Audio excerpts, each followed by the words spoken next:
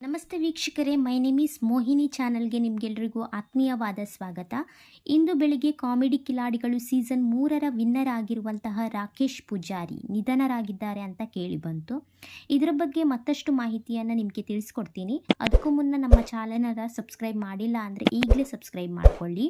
ಕಿರುತೆರೆ ಮತ್ತು ಸಿನಿಮಾದಲ್ಲಿ ನಟಿಸಿದ್ದಂತಹ ರಾಕೇಶ್ ಪೂಜಾರಿ, ಹಿಟ್ಲರ್ ಕಲ್ಯಾಣ ಧಾರಾವಾಹಿಯಲ್ಲಿ ನಟಿಸಿದ್ದಂತಹ ನಟ, ಕಾಮಿಡಿ ಕಿಲಾಡಿ ಸೀಸನ್ 3ರ ವಿನ್ನರ್ ಆಗಿದ್ದಂತಹ ಹಾಸ್ಯ ನಟ ರಾಕೇಶ್ ಪೂಜಾರಿ ಅವರು ತೀರ್ಕೊಂಡಿದ್ದಾರೆ.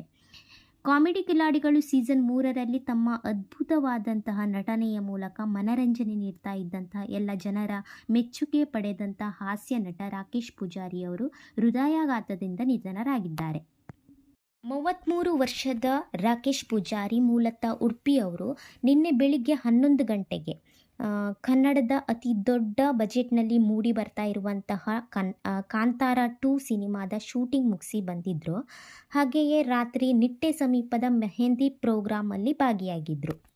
ಮೆಹಂದಿ ಪ್ರೋಗ್ರಾಮ್ನಲ್ಲಿ ಭಾಗಿಯಾಗಿದ್ದ ರಾಕೇಶ್ ಒಂದೇ ಸಮನೆ ಸುಸ್ತು ಅಂತ ರಾತ್ರಿ 1 ಗಂಟೆಗೆ ಕುಸಿದು ಬಿದ್ದರಂತೆ. ಹಾಸ್ಪಿಟ್ಲಿಗೆ ಕರ್ಕೊಂಡು ಹೋದರೂ ಸಹ ಯಾವುದೇ ಚಿಕಿತ್ಸೆ ಫಲಕಾರಿ ಆಗಲಿಲ್ಲ. ಯಾಕಂತ ಹೇಳಿದರೆ BP ಲೋ ಆಗಿ ಅವರಿಗೆ ಹಾರ್ಟ್ ಅಟ್ಯಾಕ್ ಆಗಿತ್ತು ಆಲ್ರೆಡಿ. ಅವರ ಅಂತ್ಯಕ್ರಿಯೆ ಈಗ ಹುಟ್ಟೂರಾದಂತಹ ಉಡುಪಿಯಲ್ಲಿ ನಡೆಯಲಿದೆ.